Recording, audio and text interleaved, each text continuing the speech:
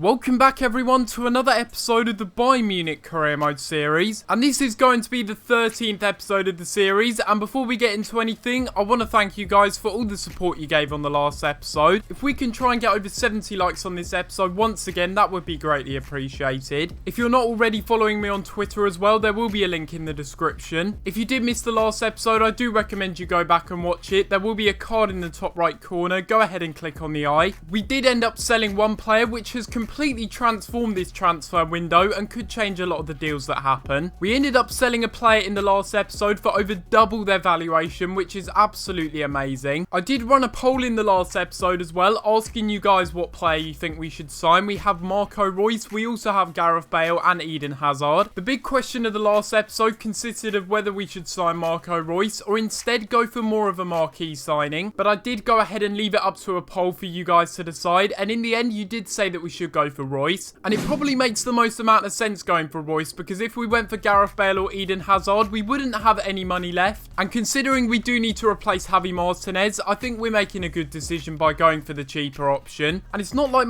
Royce is too far behind Gareth Bale or Eden Hazard quality wise. It is a big shame seeing Frank Ribery leave the club for Dortmund, but in his place we are getting a really solid replacement in Royce, and we will just go ahead and accept this deal, and it will be welcome to Bayern Munich for Royce. It's a massive signing that we've gone ahead and made here, and I want to thank you guys in the last episode for voting on the poll. Royce has always been a very solid player over a lot of FIFAs, and I think he's going to be good in this Bayern team. He's got incredibly good physical attributes for a winger, which is something that Ribery was starting to lack. The good thing about Royce, unlike Frank Ribery, is he can play on the wing, but he can also play in the number 10 role. With the frequency of injuries we've been getting in this series, I'm a little bit worried to see that he has the injury prone trait, but overall I think he's a very good signing that we've made here and a perfect replacement for Ribery. And the good thing about us signing Royce is we do have some money left in the kitty to go ahead and sign a replacement for Javi Martinez. I'm going to try and sign a couple of players that were suggested over the past few episodes. I'm going to offer 9 million initially for West Brom, and hopefully they do accept it. I feel like we should go ahead and sign someone for the future who will eventually replace Boateng and Hummels. Mauricio Lemos could be that player. I'm going to go ahead and offer 15 million to begin with, and the final player that I'm going to be going for is Dominic Heinz of FC Köln. He's another player that could be a very good replacement and could be semi-ish realistic to sign. He certainly fits the quota of homegrown talent being German, and I will go ahead and offer 12 million euros to begin with, and hopefully they accept this one. We do have a transfer offer here for Julian Green from Leeds United, and now that we've signed Royce, I don't think he's going to get too much game time, so I will go ahead and loan him out. So for both Dominic Heinz and also Lemos, both of the transfer offers are unacceptable. FC Köln wants 17 million for Heinz. I'm going to offer 15 and hopefully it's accepted. For Lemos, I think it's going to be a bit of an overspend if we pay 31 million. I'll go ahead and offer 21 million euros, but that's probably going to be my final offer. So we're looking like we're a bit thin on the ground at the moment. I know we've loaned out quite a few players, but we're really looking like we haven't really got too many reserves. So maybe we should be going for a few players that aren't really good now, but in the future they will be very good talents. I'm going to be making offers for 3 young German players, and they're not really going to get too much game time, but they will be players for the future. The first one of those players being this Hanover right midfielder here. Considering we only have 4 reserve players in the squad, I think it's important to strengthen. So I'm going to make an offer first of all for this Hanover right midfielder, and hopefully they accept this one. I will also make an offer for the young striker Johannes Eggestein from Bremen. He's not going to be a player that costs astronomical amounts, but when we sign him, he'll be a player that fills in the reserve spots. And the final young player I'm going to make an offer for is this young left back from Leverkusen. I will make a 1.1 million offer for this young talent, and hopefully Leverkusen do accept it. There were some people saying that I should be signing Julian Brandt as well, but if I sign him, he's probably not going to get the game time he deserves. Maybe if we ship off Robben at some point, then we can sign him as a replacement, but for the time being, we've got Douglas Costa, we've got Kingsley Coman, we've got Royce that we've just signed. We do also have Robben and Muller that can play out wide as well, so I won't be signing Julian Brandt in this window. It is now time for the first game of the episode though, and this one will be against Werder Bremen. Royce is still recovering from an injury he picked up in Dortmund, so he won't be making his debut in this game. Unfortunately, Kimmich is going to be out for 2 months. If you did miss the last episode, he did get a serious injury. Apart from the change of Thiago coming in for Kimmich in midfield, it's pretty much the same lineup that we'd expect. We've only conceded 6 goals this season, which is crazy. The next best defensive club in the league is Köln with 13 goals conceded. It's a pretty good defensive record scored, and looking at the Werder Bremen lineup, they've got some interesting players in that side. We have already played them this season, and I believe we did get a win against them. It may not be as easy this time beating Bremen though, but we'll have to wait and see how we do. And we're really not being good defensively at the moment. We've given the ball straight back to them, and Neuer has to make a good save. And it's going to be a corner whipped into the middle, and already they've ended up scoring from it.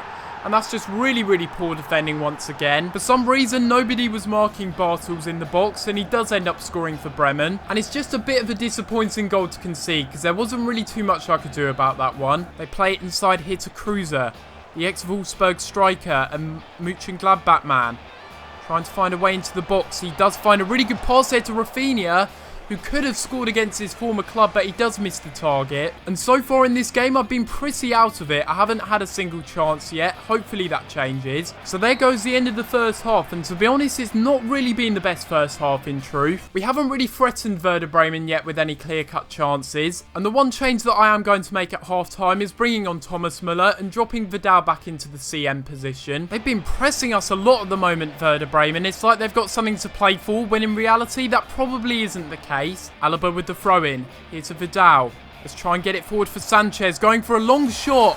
What a goal that is by Renato Sanchez to level things up. That is exactly what we needed. A bit of inspiration, and it's a fantastic long shot there by Sanchez. Taking a crack from distance, the goalkeeper stood no chance of saving that one, and it's 1-1 in this game and a fantastic goal. And our undefeated streak is still intact at the moment, thanks to Renato Sanchez scoring a really vital goal. Great interception there, Hysaj coming off the bench and making a crucial tackle. And that could lead to us getting a good counter-attack in here. It's going to be here with Lewandowski playing it out wide. And here goes Koeman. You know only one thing's going to happen in this situation. And that's that we get tackled. Okay, I was certain that was going to be the chance for us to score. But of course I had to mess it up. It's Vidal playing it out wide. Can we find a winner in the 90th in this game? It's going to be here to Müller. Surely that's a penalty. Yes, it is. 90th minute penalty. And we have the chance to win with the final kick of the game. And hopefully we can score this penalty. It's all the pressure on Lewandowski now. This is a vital penalty. Can we go ahead and win this game? It's Lewandowski. Saved.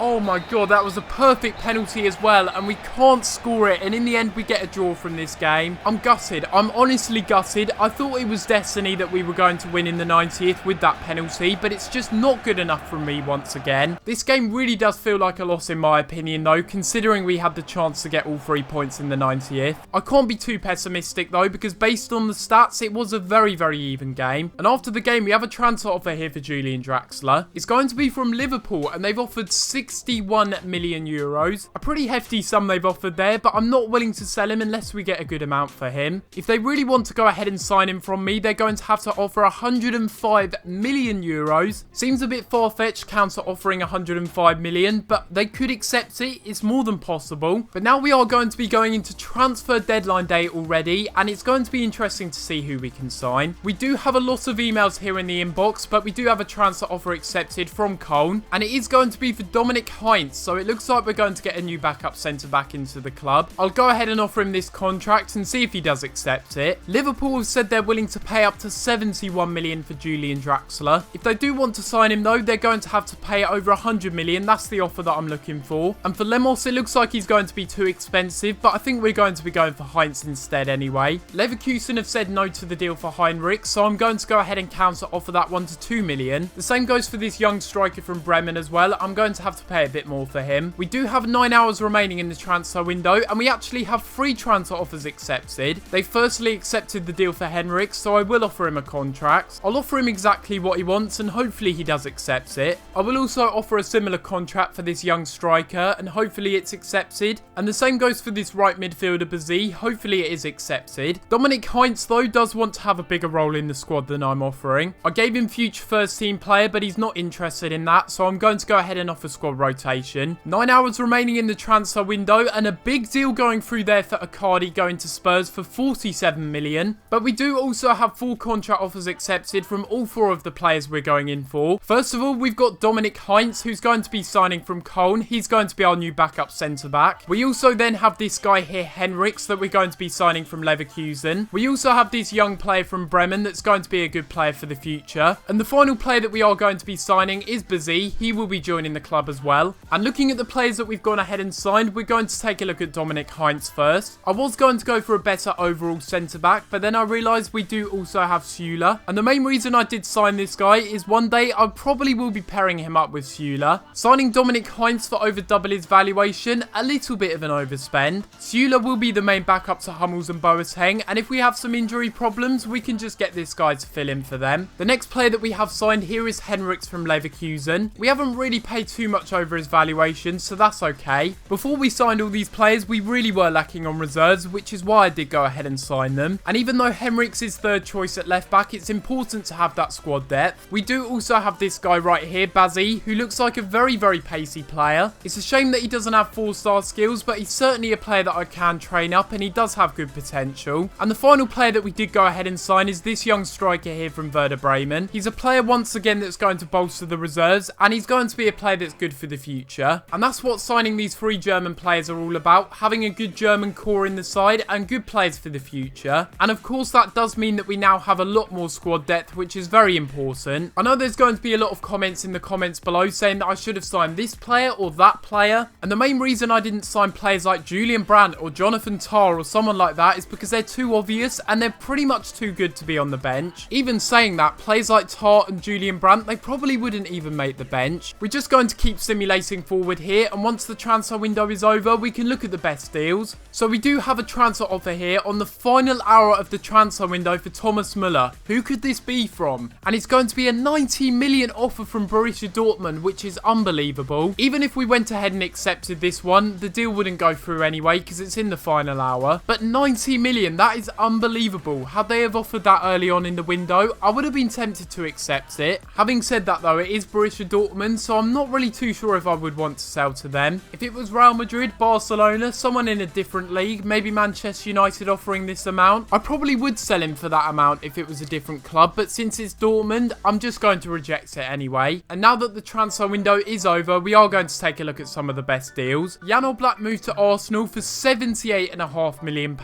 Manchester United signed Lacazette in the summer. They've also got Ibrahimovic and Rashford. But you know what? That's not enough firepower. Hell no. We're going to sign Aubameyang. We have Brahimi moving from Porto to Valencia for £34 million. Another midfielder for Liverpool as they've signed David Klaassen. Angel Correa has moved from Atletico Madrid to Dortmund. And it does seem like Valencia have some sort of fetish for Liga NOS wingers. They've gone ahead and signed the Benfica winger Salvio for £17 million. So yeah, once again, some really weird transfers in this window. We've gone ahead and spent £65 million. We've made a profit of £51 million. We've gone ahead and sold Ribery and Martinez, and we've loaned out Julian Green and Ozturk. And the players that we've signed are Royce, 3 reserve players, and also Heinz to replace Martinez. You may think I've been a bit fickle in some places with the signings we've made, but when it comes down to it, I think we've made some good signings in this window. And since it is the first of the month, we will take a little look at the squad report. David Alaba's gone up by +2 this season. Now it's an 89 overall. Just unbelievable looking technical stats there, and really good growth from him. Nicolas Süle's also gone up by +1 to an 82. He's growing very nicely, developing very well across the board. This just makes so much sense, doesn't it? Robin has turned 33, and you know what that means? -6 in sprint speed. It really is honestly one of the stupidest things I've seen this year. The young striker that we did sign from Werder Bremen's already gone up by +1, and despite Kimmich's injury, he's up by +3 to an 81. So unfortunately, there's only going to be one game in this episode. I really do apologise for that, and in the next episode, I will try and make it up to you. I've just been extremely busy recently, but I do want to get you guys an episode up. The January transfer window certainly was eventful, and if you have enjoyed this episode, make sure you leave a like on the video. And if you are new around here as well, make sure you do subscribe. Let me know in the comments down below what you think of the signings we've made. But apart from that, guys, I'm going to have to leave it there, and I'll see you next time for another video. Thanks for watching.